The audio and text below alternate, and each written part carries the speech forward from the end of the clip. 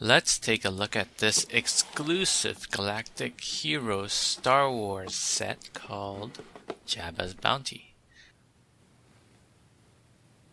This set has a lot of stuff in it. Let's see. 1, 2, 3, 4, 5.5 figures and a large vehicle. Let's take a look at the back. It shows a small scene where Han Solo is both running around and trapped in Carbonite. The vehicle is Boba Fett's Slave 1 with rotating turrets and wings.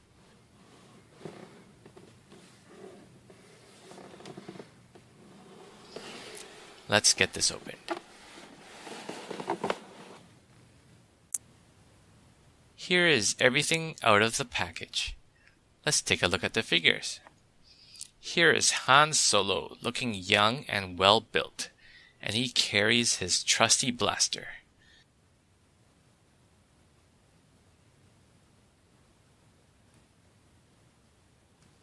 His arms can go up and down. His feet go up and down at the same time. His arms can rotate all the way around, and his head can do a 360. And his wrists can rotate. Let's look at Luke Skywalker. He is in his black suit this time with his lightsaber.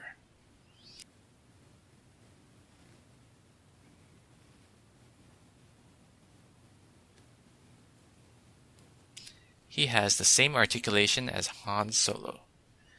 His body is smaller, so his arms can move a bit higher.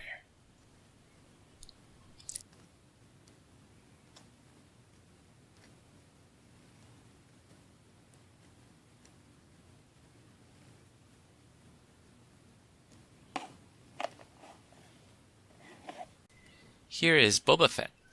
This character is awesome. Lots of molded in details and multiple paint applications. He also has his big jetpack and big rifle.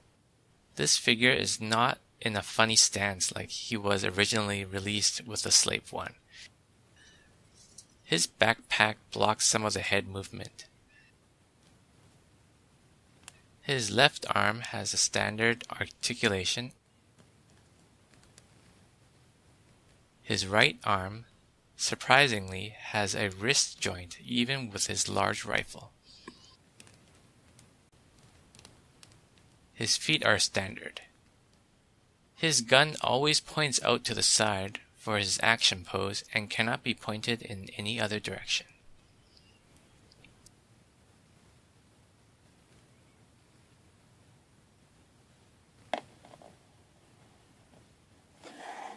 Here is Jabba the Hutt.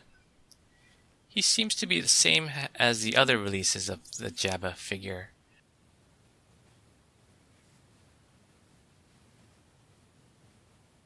On the back of mine is some paint splatter, which is unfortunate. Other than that, the normal paint job is great.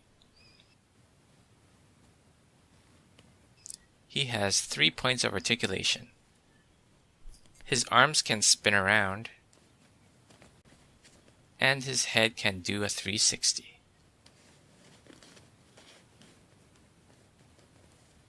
His neck gap seems a little large. You can try to squish it down a bit to close it. And finally, here is the Gamorrean figure. It looks great with lots of molded in armor details. But it doesn't have any articulation at all.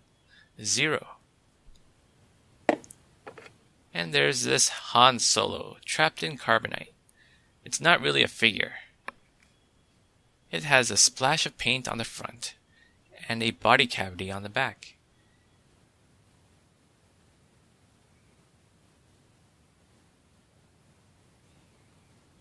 He is not quite the same size as the Han Solo figure.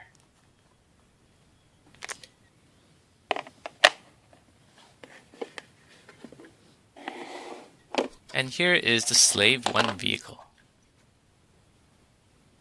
This thing is large and very well detailed. It is the same one that came out in 2009, but it doesn't make it any less impressive.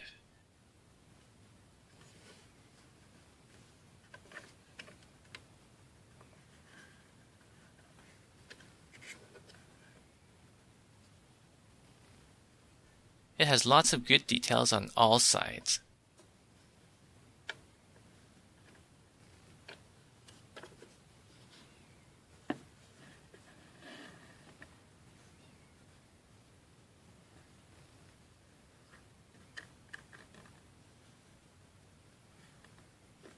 On the bottom, there's a slot to hold the Carbonite Han Solo.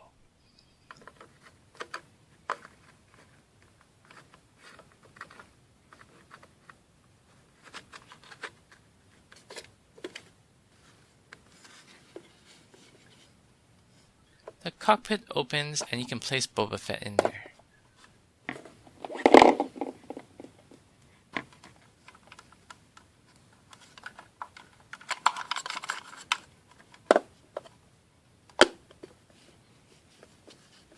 Both turrets spin around 360 with a satisfying clicking sound.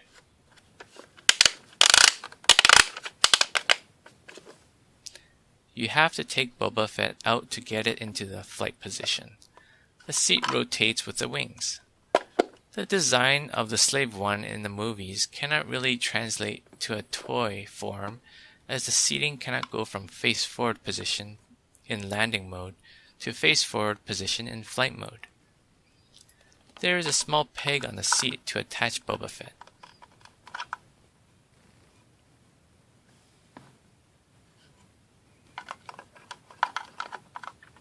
As you can see, it is quite difficult to peg him in there. He is a bit tall to be in a standing position in the cockpit, and his backpack and rifle get in the way.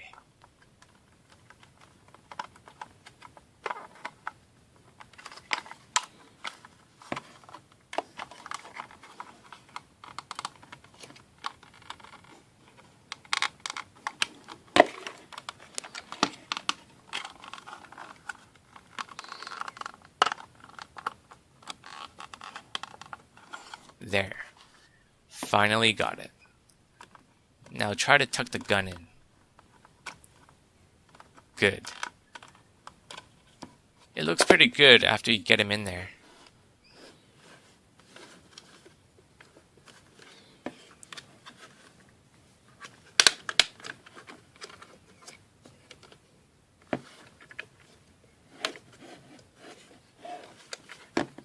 You can rotate the wings and the seat, but he will just face backwards in landing mode.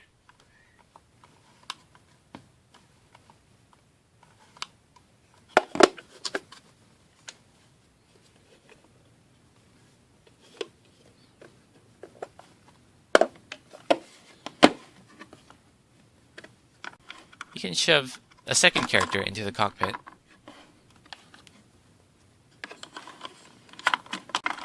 Maybe a third one.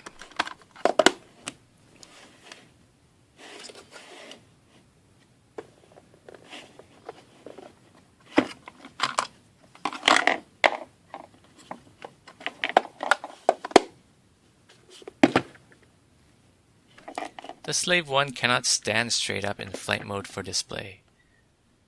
I was just lucky to have it balanced like this.